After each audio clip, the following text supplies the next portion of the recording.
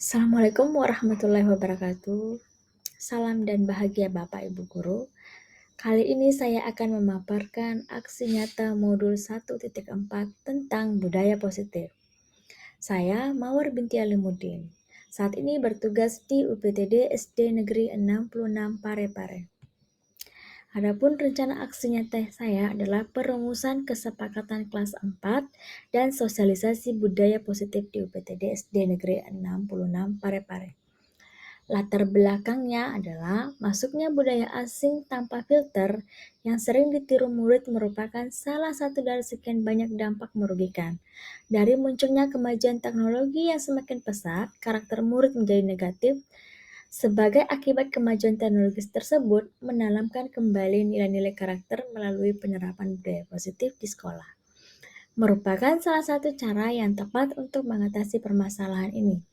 Budaya positif adalah nilai-nilai keyakinan dan kebiasaan-kebiasaan di sekolah yang berpihak pada murid agar murid dapat berkembang menjadi pribadi yang kritis, penuh hormat dan bertanggung jawab. Hal ini sesuai dengan tujuan pendidikan Ki Hajar Dewantara, yaitu menuntun segala yang ada agar mereka dapat mencapai keselamatan dan kebahagiaan baik sebagai manusia maupun sebagai anggota masyarakat. Dalam menciptakan budaya positif di sekolah, dibutuhkan kolaborasi antara guru dengan kepala sekolah, rekan sejawat, orang tua, lingkungan masyarakat, dan tentunya dengan murid itu sendiri. Dengan diterapkannya budaya positif tersebut, diharapkan murid akan memiliki karakter yang kuat sesuai dengan nilai-nilai kebajikan yang tercermin dalam profil pelajar Pancasila.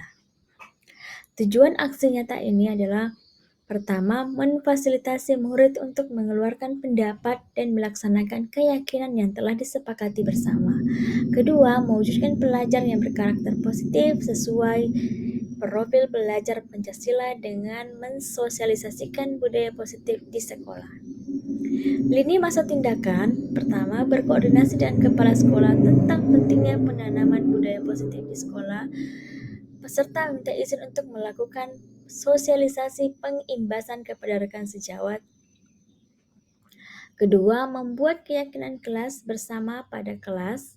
Tiga, melakukan kegiatan sosialisasi pembahasan kepada rekan sejawat tentang konsep budaya positif dan bersama-sama menumbuhkan budaya positif di lingkungan sekolah, menjadi tempat dan berkoordinasi dan berkolaborasi dengan rekan sejawat.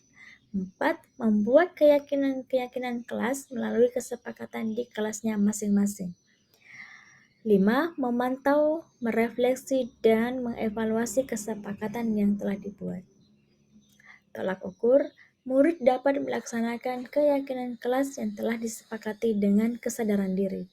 2. Terwujudnya pembiasaan budaya positif sesuai dengan profil pelajar Pancasila. Dukungan aksi nyata, dukungan dari kepala sekolah, teman sejawat, dan murid untuk berkolaborasi. Melaksanakan tindakan yang telah direncanakan dengan penggunaan sarana prasarana di sekolah. Manfaatkan kekuatan dan ketersediaan sarana prasarana dan peran orang tua, kolaborasi, berlakukan budaya positif di rumah. Yang pertama, aksi nyata yang kami lakukan adalah merumuskan kesepakatan kelas. Guru meminta murid untuk menuliskan keyakinan yang mereka inginkan di dalam kelas. Kedua, menempelkan hasil pemikiran murid tentang keyakinan di dalam kelas. Guru membimbing untuk menyimpulkan keyakinan kelas sesuai dengan nilai-nilai kebajikan. Guru dan murid bersama-sama melakukan penandatanganan keyakinan kelas yang telah disepakati. Selanjutnya, sosialisasi pengimbasan budaya positif.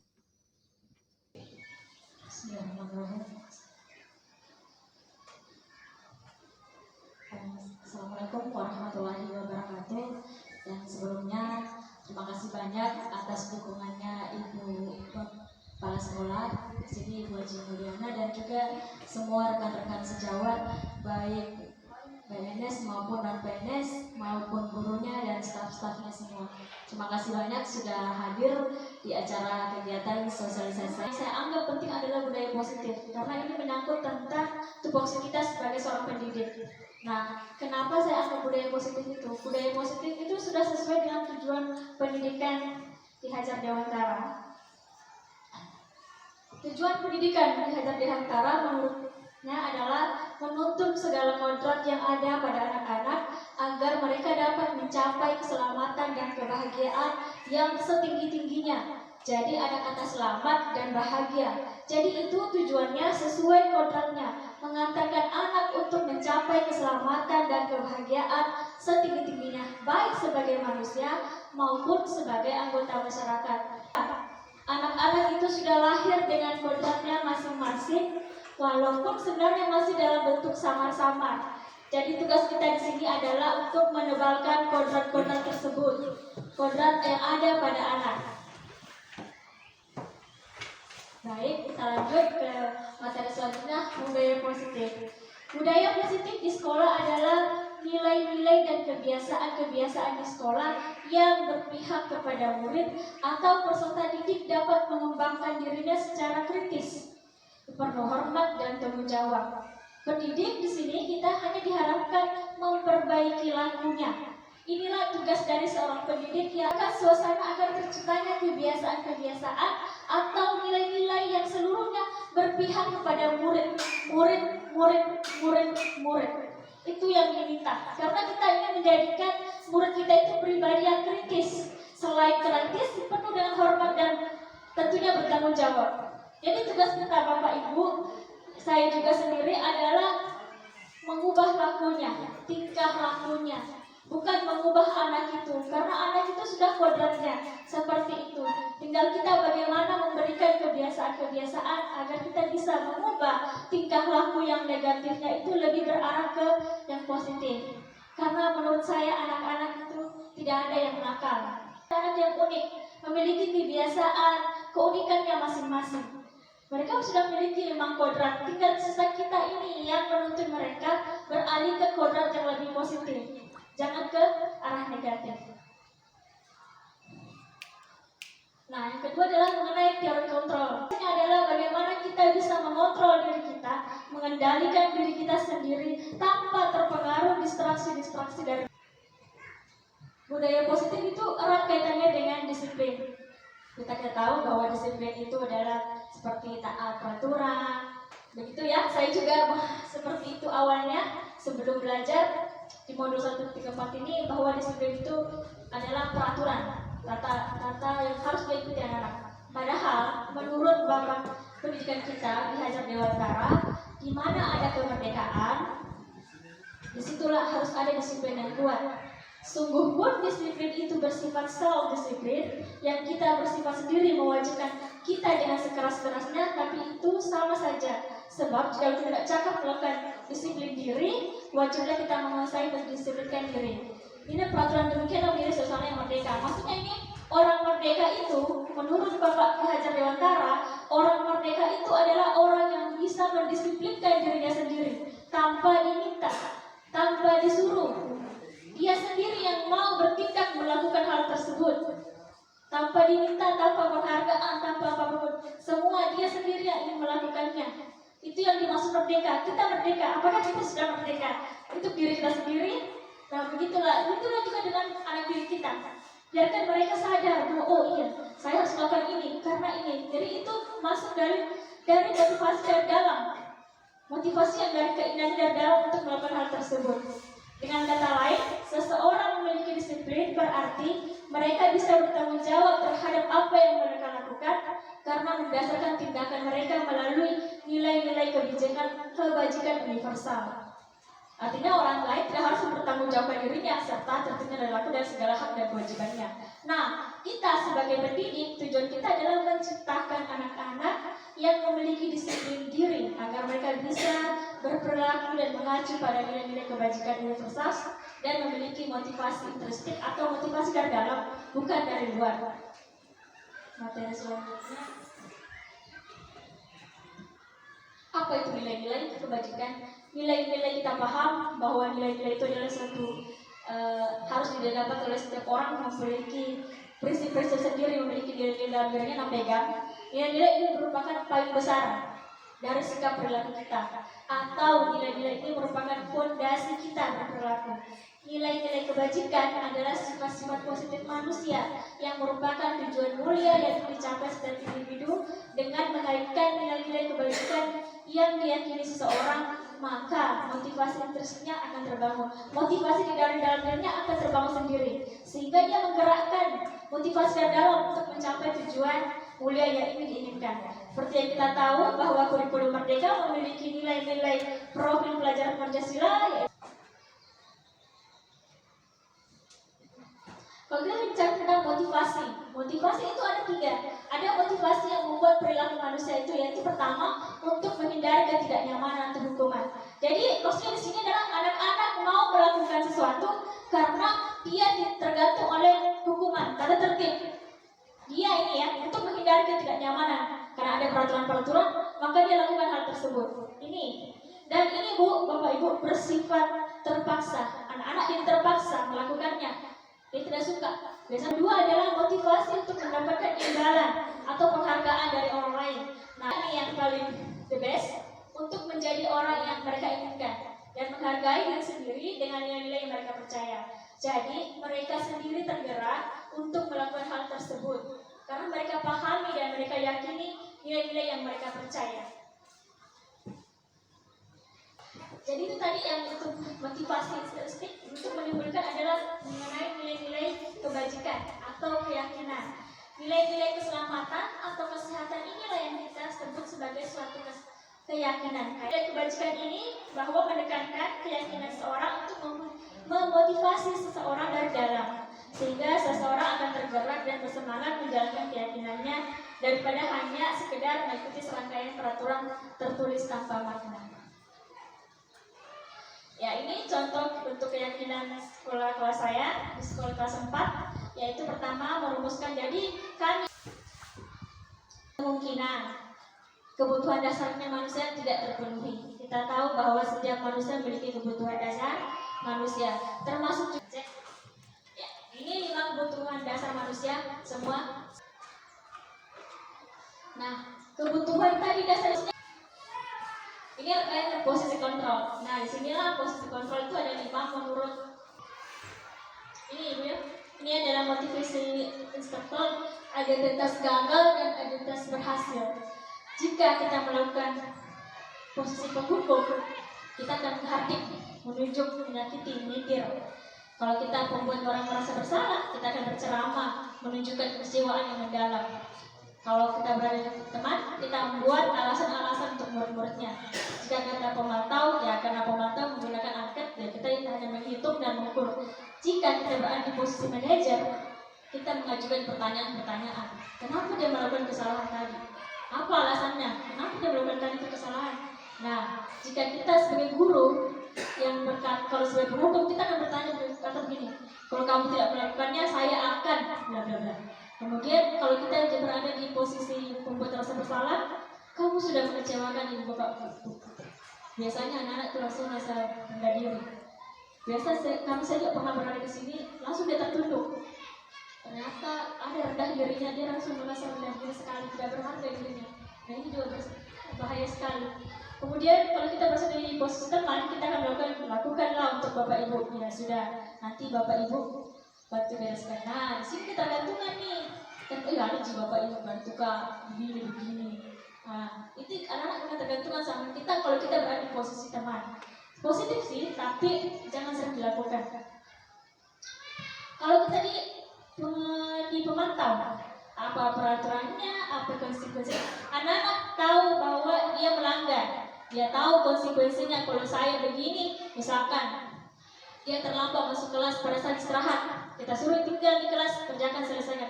Karena terlambat 1 jam atau kemana bermain, kita suruh tinggal, jangan istirahat kedua, tinggal kerjakan tugas. Dia kerja, tapi dia lakukan lagi besoknya, tinggal juga kerja, dia diam juga, tidak ada apa-apa. Akhirnya motivasinya cuma dari luar, tidak ada kerjaan. Kemudian kalau kita berada di posisi manajer, kontrol diri. Di sini kita akan bertanya kepada guru apa yang kita yakini, apakah kamu yakini hal tersebut, kalau kamu yakininya, kamu mau memperbaikinya. Jadi kita tanya ke siswa apakah dia mau memperbaiki kesalahannya. Jadi dia sadar sendiri, oh dia salah katanya begini. Tapi dia tahu apa kebutuhannya, kenapa dia melakukannya, kebutuhan dasar apa yang tidak terpenuhi. Hasilnya, jika guru sebagai penghukum, anak akan memberontak, mendendam, menyalahkan orang lain. Biasa tuh anak dihukum, bukan saya pak, bukan saya bu, bukan saya itu. Nah begitu, kalau kita berada di posisi penghukum, begitu anak-anak. Kedua, nah ini kalau dia merasa bersalah karena tidak mau dirasa tidak mau rasa ini sama gurunya, jadi mulai menyembunyikan, mulai dia berbohong, menyangkal, tidak mudah begini ke guru. Nah biasanya ada begitu anak-anak. Nah jika kita berada di posisi teman, dia ketergantungan sama kita. Maksudnya ketergantungan dia jika kita tidak ada, tidak mau masuk kalau bukan kita yang ada di dalam mengajar. Nah ini yang terjadi kalau kita sebagai teman, ketergantungan sama kita. Kalau tidak selesai dunia, ya karena kita tadi Bapak Ibu bereskan. Ketergantungan ini dibiarkan terus nih anak-anak dengan posisi tersebut tanpa ada perubahan tingkah laku ke arah positif. Kalau pemantau kita biasa menyelesaikan dengan dewasia. Karena kita kalau bisa menulis jurnal isi menulis jurnal sikap, kita akan memiliki ada jadwalnya. Kemudian kalau kontrol diri, nah ini yang kita mau, inilah yang diinginkan oleh kurikulum merdeka, menguatkan watak karakter anak didik. Ini kalau guru, bagaimana kalau hasilnya pada siswa? Nah, jika siswa dihukum, maka dia akan berkata, masa bodoh, saya tidak peduli. Karena itu harus kita hukum, besoknya 2 hari kemudian kita lakukan lagi. Jika dia merasa bersalah, maafkan saya, dia merasa dirinya bersalah, merasa dirinya rendah diri, tidak berharga. Kalau teman, nah pikir begini, saya pikir Bapak Ibu teman saya, jika dia melanggar terus kita tegur, dia balik ke kita, saya kira Bapak, temanku, saya kira Ibu, temanku, nah, ya ada begitu, saya begitu di kemarin, saya kira Ibu bilang begini, nah, saya sadar, oh ini karena saya sendiri yang memperlakukan anak tersebut seperti ini. Kalau dia posisi pemantau, ya saya akan melakukan dia akan melakukan sesuatu karena ingin dapat reward, dapat bintang. Karena sering kita kasih penghargaan, reward, akhirnya dia mau melakukan sesuatu cuma karena ada iming-iming. Kita kasih reward, nanti dapat bintang berapa lagi, nanti kau dapat apa lagi, hadiah apa. Nah ini tidak apa-apa Bu, silakan, tidak apa-apa. Ini tidak salah juga, karena memang dia juga masih posisi kontrol yang positif, tapi sebaiknya jangan sering-sering dilakukan. Karena akan menyebabkan itu anak-anak melakukan sesuatu karena cuma pengen mau sesuatu ini karena ingin ketergantungan sama kita sedikit. Agak ada hadiahnya Bu, dapat bintang apa gini hari? Ya, biasa begitu. Nah, kalau di posisi manajer, jika dia akan bertanya kepada dirinya, pernah saya kembali ke siswa saya, bagaimana cara memperbaiki keadaan ini? Dia termenung, duduk berpikir, ya saya akan memperbaiki masalah ini dengan cara sendiri. Kita tidak usah capek-capek, kita cuma buka itu anak-anak supaya dia sadar, oh ya salah, apa yang harus saya lakukan? Lalu dia perbaiki seperti ini. Itu kalau di posisi manajer. Nah, apa dampaknya pada murid? Kalau kita berada di posisi penghukum, mengulangi kesalahan berulang kali, perilaku menjadi agresif. Kenapa agresif? Kan dendam sama gurunya, akhirnya benda-benda gurunya atau milik gurunya jadi sasaran. Terus kalau dampaknya pada murid yang membuat merasa bersalah, akan merasa gagal dan tidak berharga. Dia merasa dirinya malu gagal, tidak berharga. Karena kita buat dia merasa bersalah. Kamu begini. Jadi seperti itu. Kemudian kalau teman tergantung, dia ketergantungan sama kita, tidak mandiri dan tidak bisa memutuskan. Padahal kurikulum merdeka itu mau peserta didik kita, murid kita mampu memutuskan apa yang mau dilakukan. Jadi kalau dia ketergantungan, tidak bisa memutuskan apa yang mau dilakukan. Jadi kalau kita buat dia bisa memimpin dirinya, kan itu memang yang dicanangkan kurikulum merdeka bahwa sebagai pemimpin pembelajaran, siswa sebagai pemimpin, dia bisa memutuskan, oh ini, saya harus dapatnya, dia mau mengevaluasi diri. Bagaimana ya menjadi diri yang lebih baik? Nah, apa kaitannya dengan dunia berkualitas? Jika kita posisi penghukum, maka murid akan meletakkan luar dunia berkualitas, kita dianggap tidak penting. Nah ini tadi, pasca kita membuat rasa bersalah, ini murid meletakkan guru dalam dunia berkualitas. Jadi dia kalau lihat gurunya seakan-akan gurunya tuh sesuatu. Jadi kalau ada yang bilang gurunya negatif, memasukkan semua dalam dirinya. Oh iya, saya tidak begini, saya bersalah, harusnya tidak begini. Kalau kita buat dia merasa bersalah, padahal tidak. Nah, jika kita berlaku sebagai teman, dia akan meletakkan kita sebagai orang penting dalam dunianya, dunia berkualitas.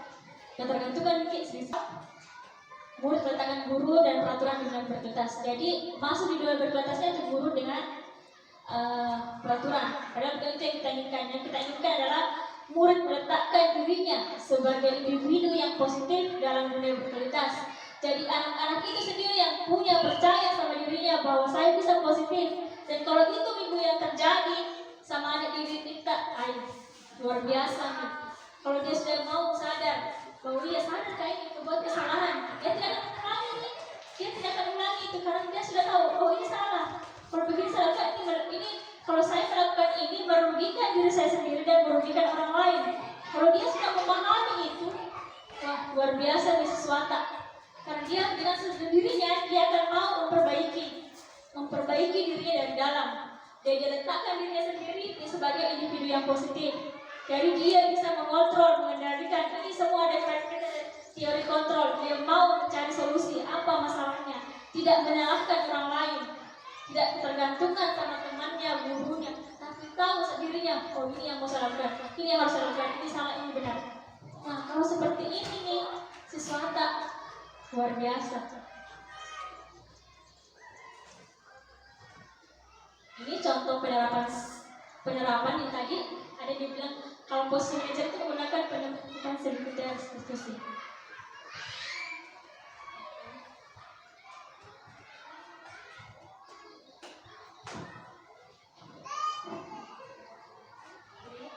Saya tanya dulu stabilan atasnya.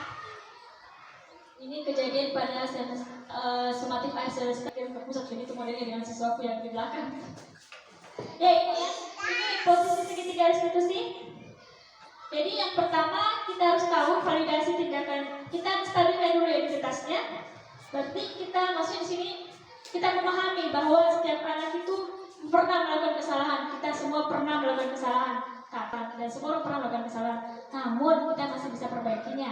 Kemudian ada kedua adalah validasi tindakan yang salah. Ini kita bisa tahu apa yang dibutuhkan anak-anak. Dia tanya, kenapa kamu mencontek tadi? Kenapa kamu mencontek di belakang? Kenapa contek buku? Dia bilang, Bu, saya tidak belajar tadi malam. Nah, kita tahu alasannya. Oh, alasannya contek buku karena tidak belajar tadi malam. Jadi kita sudah tahu punya alasan. Kita tahu alasannya melakukan itu. Kemudian kita kemudian menanyakan keyakinannya, keyakinan kelas apa yang kita sepakati. Nah, kamu ini menjadi seperti orang seperti apa? Nah ini kan kita tanya kepada anak, apakah dia mau memperbaikinya? Kalau dia mau memperbaiki, nah kita dia silakan. Bagaimana cara memperbaiki? Berikan dia pilihan untuk memperbaiki kesalahannya sambil kita membimbingnya. Jangan juga dibiarkan saja. Akhirnya saya yang negatif ditampil. Kita tugasnya adalah menuntunnya. Apa itu segitiga restitusi? Jadi prosesnya ada 3 tahapan ya teman Bapak Ibu. Pertama, menstabilkan identitas. Bagian dasar dari segitiga bertujuan untuk mengubah identitas anak agar yang gagal melakukan kesalahan menjadi orang yang sukses. Anak yang melanggar peraturan karena mencari perhatian adalah anak yang sedang mengalami kegagalan. Jadi jika ada anak yang sering ingin mendapatkan perhatian, anak itu akan mengalami kegagalan. Dia mencoba untuk memenuhi kebutuhan dasarnya, namun ada benturan. Kalau kita mengkritik dia, maka kita akan tetap membuatnya dalam posisi gagal. Kedua, validasi tindakan yang salah. Setiap tindakan itu kita lakukan tujuan seperti yang positif, budaya positif. Dari kita lihat dari bangsa kita sendiri, bukan cuma di Indonesia, dimanapun saja, pengarahan budaya positif itu adalah salah satunya adanya peraturan yang ditetapkan. Nah, di sini Ibu sudah uraikan tadi, kadang-kala aturan atau peraturan tersebut itu menjadi suatu tekanan buat anak siswa kita. Ya. Nah, saya mau bertanya, Bu, kalaupun tidak ada aturan ini, akan kebiasaannya anak-anak itu akan selalu mendengar yang sudah ditentukan aturan. Ya. Jadi yang saya mau tanyakan, trik-trik apa saja yang kita bisa lakukan notabene ini kita seorang pendidik sudah menghilangkan rasa tekanan pada siswa-siswa kita bahwa aturan itu jadi tekanan buat mereka, tapi kita buatkan bagaimana trik supaya anak-anak merasa aturan-aturan itu adalah disiplin untuk diri mereka sendiri. Itu satu yang Akan melakukan hal itu tadi kembali kita melakukan seperti segitiga restitusi. Jadi kita curah pendapat dengan siswa, dengan murid